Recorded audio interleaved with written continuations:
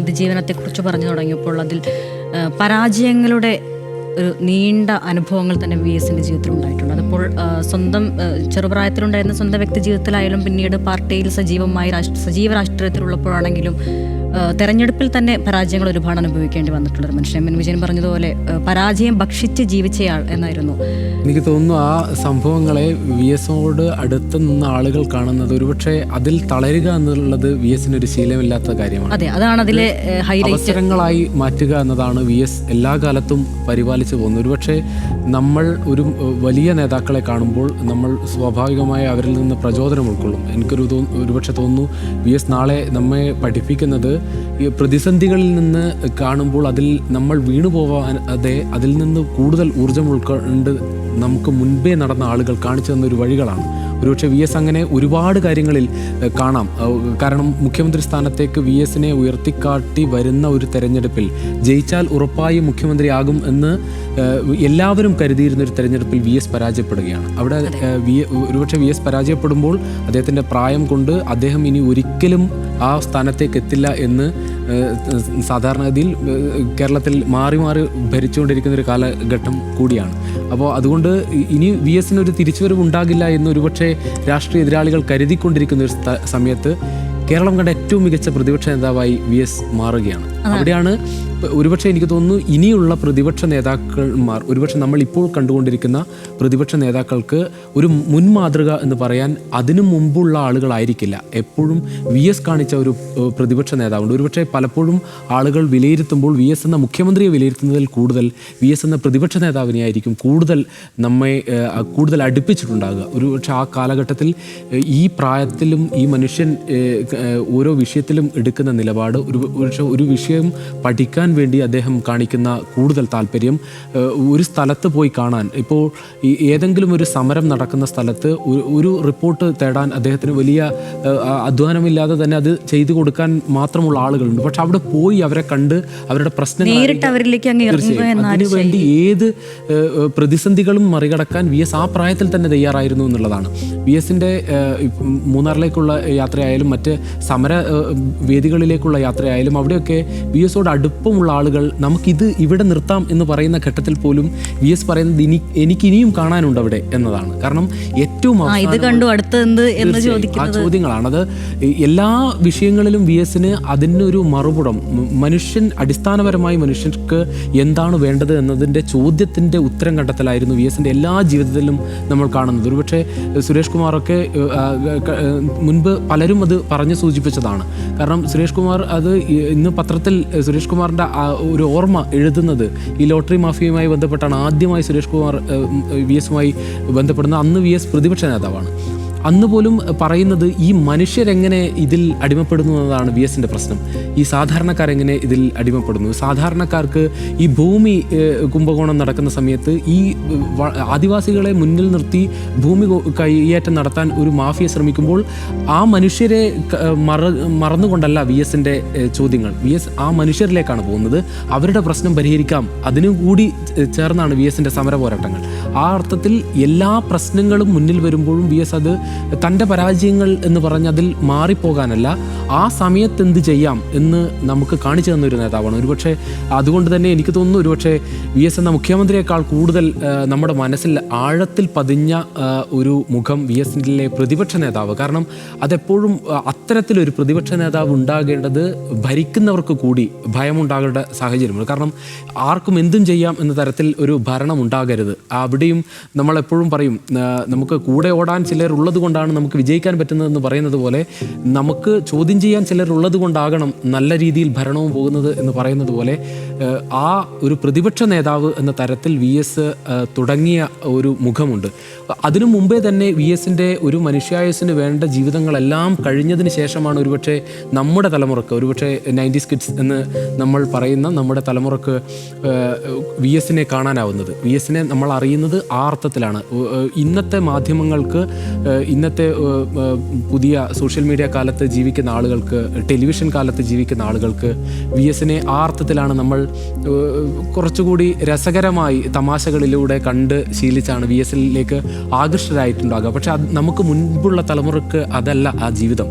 ആ ജീവിതം കുറച്ചുകൂടി കാഠിന്യമേറിയ ജീവിതമാണ്. ഒരു നേരിട്ട് അനുഭവിച്ച് തീർച്ചയായും അത് സമരങ്ങളിലാകട്ടെ ജീവിതം തന്നെ ഇല്ല എന്ന് കരുതിയ സ്ഥലങ്ങളിൽ നിന്ന്, മരിച്ചു എന്ന് അറിഞ്ഞ് ഉപേക്ഷിച്ചതിൽ നിന്ന് വി എസ് അങ്ങനെ ഓരോ തരത്തിലാണ് വരുന്നത്. വി എസ് കമ്മ്യൂണിസ്റ്റ് പ്രസ്ഥാനം ഉണ്ടാകുന്ന കാലത്ത് തന്നെ വി എസ് അതിൻ്റെ ഏറ്റവും ഉന്നതമായ ബോഡിയിൽ നിൽക്കുന്ന ആളാണ്. അതിൽ പ്രസ്ഥാനം ഉണ്ടാക്കാൻ വേണ്ടി നിന്ന ആ 32 പേരിൽ ഒരാളാണ്. ആ അർത്ഥത്തിൽ അധികാരങ്ങൾ എന്ന് പറയുന്നത് വി എസിനെ അന്നും പ്രലോഭിപ്പിച്ചിട്ടില്ല എന്ന് പറയാം. കാരണം വി എസ് അന്ന് തന്നെ വലിയ നേതാവാണ്. ഈ നാട്ടിലെ കമ്മ്യൂണിസ്റ്റ് പ്രസ്ഥാനത്തിൻ്റെ ഏറ്റവും ഉന്നതമായ നേതാക്കളിൽ, ആ പ്രസ്ഥാനത്തിനെ ഉണ്ടാക്കിയ ആളുകളിൽ ബന്ധപ്പെട്ട് നിൽക്കുന്ന ആളുകളാണ്. വി എസിൻ്റെ പ്രശ്നം അന്നുണ്ടായിരുന്ന മനുഷ്യരുടെ ജീവിതം ഇന്ന് നമ്മൾ കാണുന്ന തരത്തിലേക്ക് മാറ്റാൻ വേണ്ടി വി എസ് എല്ലാ കാലത്തും പഠിക്കാൻ തയ്യാറായി, അതിന് കൂടുതൽ ഇടപെടാൻ തയ്യാറായി. ആ സമരങ്ങളിൽ മുന്നിൽ നിന്ന് നയിച്ചു. എല്ലാ സമരങ്ങളിലും, ഈ നേഴ്സുമാരുടെ സമരങ്ങളിൽ വി എസ് വലിയ ആത്മഹത്യാ ഭീഷണിയുമായി നിന്നുകൊണ്ടിരുന്ന ഒരു സമരത്തെ വി എസ് വെറും 6 മണിക്കൂർ കൊണ്ട് പരിഹരിച്ച സംഭവങ്ങളുണ്ട്. അന്ന് വി എസ് അവിടെ പോവുകയും ആ മാനേജ്മെൻറ്റുമായി സംസാരിക്കുകയും സമരങ്ങൾ അവസാനിപ്പിക്കുകയും അങ്ങനെ സ്ത്രീകളുമായി ബന്ധപ്പെട്ടുള്ള വിഷയങ്ങളിൽ വി എസിൻ്റെ നിലപാടുകൾ ഒരുപക്ഷെ എനിക്ക് തോന്നുന്നു ഇത്രത്തോളം സ്ത്രീകളുടെ പ്രശ്നങ്ങളെ കാര്യമായി കണ്ട തൻ്റെ ജീവിതത്തിൽ ഉടനീളം അതിൻ്റെ ഒരു നിലപാട് കൈക്കൊള്ളുക എന്നുള്ളത്, സ്ത്രീ പീഡകരെ കയ്യാമം വച്ച് നടത്തിക്കുമെന്ന് പറഞ്ഞ അത്തരത്തിലൊരു പ്രസ്താവന മുമ്പും ആരും നടത്തിയിട്ടില്ല, ഇപ്പോഴും വരുന്നുണ്ട്. തീർച്ചയായും അതിലേറ്റവും പ്രധാനപ്പെട്ട കാര്യം ഈ സുജാ സൂസൻ ജോർജൊക്കെ അവരുടെ അനുഭവം സൂര്യനെല്ലി പെൺകുട്ടിയുടെ കാര്യത്തിൽ പറയുന്നത്, നമുക്ക് അത് അറിയുന്നത് നേരിട്ട് കണ്ട ഒരാൾ പിന്നീട് പറയേണ്ട ഒരു ഘട്ടം വരുമ്പോഴാണ്. വി എസ് അത് ഒരു സ്ഥലത്തും അത്തരത്തിലൊരു അവകാശവാദത്തിന് നിന്നിട്ടില്ല. സൂര്യനെല്ലി പെൺകുട്ടിയുടെ വിഷയം ഉണ്ടായപ്പോൾ സുജാ സൂസൻ ജോർജിനെ അങ്ങോട്ടേക്ക് വിളിച്ചാണ് ഈ വിഷയത്തെക്കുറിച്ച് വി എസ് അറിയാൻ ശ്രമിക്കുന്നത്. അവരുടെ കുടുംബത്തെ കാണുമ്പോൾ വി എസ് തൻ്റെ കയ്യിലുള്ള 1 ലക്ഷം രൂപ എടുത്ത് ഏൽപ്പിക്കുമ്പോൾ ആ അച്ഛനത് വാങ്ങിക്കാൻ തയ്യാറാകാത്തപ്പോൾ വി എസ് പറയുന്നത് ഇത് ആ കുട്ടിയുടെ മുത്തച്ഛൻ തരുന്നതായിട്ട് കരുതണം എന്നാണ്.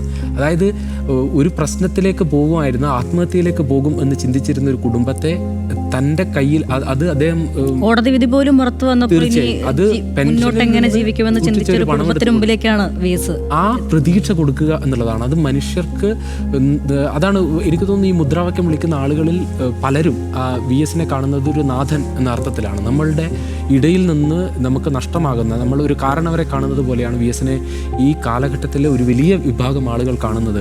അതുകൊണ്ടാണ് അവർക്ക് ശേഷം വരുന്ന ഒരു തലമുറയിലേക്ക് പോകുമ്പോൾ അവർ ആ തലമുറ കൂടി ഈ മനുഷ്യനെ അറിയാതെ പോകരുത് എന്നുള്ളത് കൊണ്ടാണ് ആ പിഞ്ചു കുഞ്ഞുങ്ങളുമായി വന്ന് നിൽക്കുന്നത്. ഒരുപക്ഷെ വരും തലമുറകൾ ഈ അർത്ഥത്തിൽ പഠിക്കണം. ഇങ്ങനെ മനുഷ്യർ, മുൻപ് ഗാന്ധിജിയെ കുറിച്ച് ഐൻസ്റ്റീൻ പറഞ്ഞതുപോലെ നാളെയുള്ള തലമുറ ഒരുപക്ഷെ വിശ്വസിക്കില്ല, ഇങ്ങനൊരു മനുഷ്യൻ ജീവിച്ചിരുന്നു എന്ന് വിശ്വസിക്കില്ല എന്ന് പറഞ്ഞതുപോലെ നമുക്ക് കേരളത്തിൽ നിന്ന് ചൂണ്ടിക്കാണിക്കാൻ പറ്റുന്ന മറ്റൊരു മനുഷ്യൻ ആണ് വി എസ് എന്ന് നമുക്ക് പറയേണ്ടി വരും. കാരണം ഇങ്ങനെ മനുഷ്യർ ഉണ്ടായിരുന്നു. 102 വയസ്സ് വരെ ഉള്ള ജീവിതത്തിൽ ഉടനീളം പോരാടി ജീവിച്ച ഒരു മനുഷ്യൻ കഴിഞ്ഞ സമീപകാലത്ത് ഒരുപക്ഷെ 5-6 വർഷമായി വി എസ് വളരെ ചെറിയ കാലയളവ് മാത്രം മാറ്റി നിർത്തിയാൽ ഒരുപക്ഷെ മൗനിയായ വി എസ് എന്ന് പറയുന്നത് അദ്ദേഹത്തിൻ്റെ ആരോഗ്യപരമായ ഒരു പ്രശ്നത്തിൽ ഉള്ളത് കൊണ്ട് മാത്രം മൗനിയായ വി എസ് ആണ്. അല്ലാതെ സംസാരിക്കാൻ പറ്റിയിരുന്ന ആ കാലത്തെല്ലാം വി എസ് തൻ്റെ മുന്നിലുള്ള പ്രശ്നങ്ങളോട് കൃത്യമായി പ്രതികരിച്ചിരുന്നു എന്നുള്ളതാണ്. അത് കണ്ട് വിട്ടുപോകാൻ വി എസ് ഒരിക്കലും തയ്യാറായിരുന്നില്ല. പല വിഷയങ്ങളിൽ വി എസിന്റെ ആ അഭിപ്രായങ്ങൾക്ക് വേണ്ടി അല്ലെങ്കിൽ നിലപാടുകൾക്ക് വേണ്ടി രാഷ്ട്രീയ കേരളം ഇങ്ങനെ കാതോർത്തി. തീർച്ചയായും അത് വളരെ പ്രധാനമാണ്. കാരണം വിഷയങ്ങളോട് നമുക്ക് ഇമേജ് ബിൽഡിംഗ് എന്ന് പറഞ്ഞ് ഒരുപക്ഷെ ഇന്നത്തെ രാഷ്ട്രീയ പ്രവർത്തകർ കാണിക്കുന്ന ചിലരെങ്കിലും കാണിച്ചുകൊണ്ടിരിക്കുന്ന കാര്യങ്ങളുണ്ട്. അവരുടെ ഇമേജ് ഉണ്ടാകുക എന്നുള്ളത്.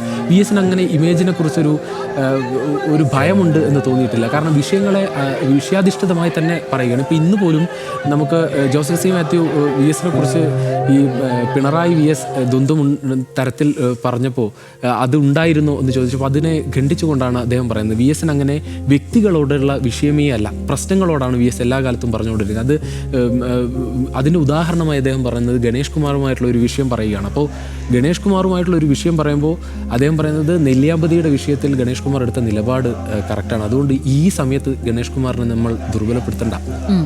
മറുപടി പറയാനൊരു സാഹചര്യം ഉണ്ടായിട്ടും പറയുന്നില്ല എന്ന് വെച്ചത് പറയാൻ മറുപടി ഇല്ലാത്തത് കൊണ്ടല്ല, കാരണം ഈ സമയത്ത് നിലപാട് ആ മനുഷ്യൻ നല്ലതെടുക്കുന്നത് കൊണ്ട് അയാളുടെ ഒപ്പം നിൽക്കട്ടെ എന്നാണ്. അപ്പോൾ എല്ലാവരോടും ശരിയുടെ പക്ഷത്ത് ആ നിലപാടെടുക്കുക എന്നുള്ളതിന് എല്ലാ വിഷയങ്ങളിലും അത് അറിയുക എന്നത് ചെറിയ കാര്യവുമല്ല. ഒരുപക്ഷെ നമ്മൾ ഇന്ന് എത്രമാത്രം ചെറിയ മനുഷ്യരാണ് എന്നൊരു VSനെ കുറിച്ച് കൂടുതൽ നമ്മൾ മറ്റ് ആളുകൾ അവരുടെ അനുഭവങ്ങൾ കൂടി പറയുന്നത് കാണുമ്പോൾ നമ്മൾക്ക് വീണ്ടും തോന്നും നമ്മൾ എത്രമാത്രം ചെറിയ മനുഷ്യരായി പോവുകയാണ് എന്ന്.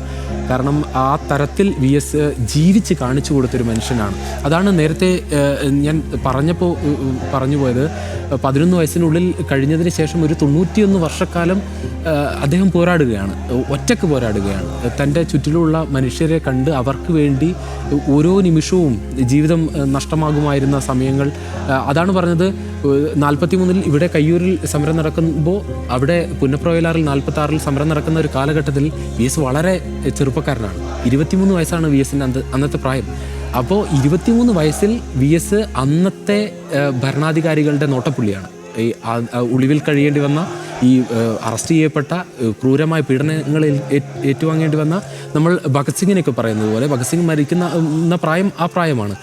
അത് പറഞ്ഞ പോലെ അന്നത്തെ സ്വാതന്ത്ര്യ സമര സേനാനികളുടെ ഒരു ചൂരും ഉണ്ടായിരുന്നൊരു മനുഷ്യനാണ്. നമ്മൾ ആ വലുപ്പത്തിൽ വേണം VSനെ വായിക്കാൻ എന്ന് എനിക്ക് തോന്നുന്നു. കാരണം തീർച്ചയായും അദ്ദേഹത്തിന് എല്ലാ ജീവിതങ്ങളും നമുക്ക് ഒരുപക്ഷെ നമ്മൾ പറയുമായിരുന്നു, നമുക്ക് മുൻപുണ്ടായിരുന്ന ഒരു ജീവിതത്തെ കൂടി നമ്മൾ അടുത്തറിയുകയാണ്. സ്വാതന്ത്ര്യ സമര കാലഘട്ടത്തിൽ വിപ്ലവകരമായ ജീവിതം നയിച്ച് വിപ്ലവകാരിയായി ജീവിച്ച് ആ ജീവിതത്തിന് ശേഷം, സ്വാതന്ത്ര്യത്തിന് ശേഷം ജനാധിപത്യ മാർഗത്തിലേക്ക്, ഇന്ത്യ ജനാധിപത്യ മാർഗത്തിലേക്ക് വന്നു പോകുമ്പോൾ ഈ ബ്രിട്ടീഷുകാരെ തുരത്തിക്കൊണ്ട് ഇന്ത്യ ഒരു ലോകത്തിലെ ഏറ്റവും വലിയ ജനാധിപത്യ രാജ്യമായി മാറുമ്പോൾ അതിൻ്റെ ഭാഗമായി കമ്മ്യൂണിസ്റ്റ് പ്രസ്ഥാനത്തെ വളർത്തിയെടുത്ത്, കേരളത്തിൽ ആ പ്രസ്ഥാനത്തെ വളർത്തിയെടുക്കുക മാത്രമല്ല ഇന്ത്യയിൽ ഉടനീളം അതിന് ഏറ്റവും വലിയ പ്രചാരമുണ്ടാക്കുന്നത് കേരളത്തിലെ നേതാക്കൾ കൂടിയാണ്.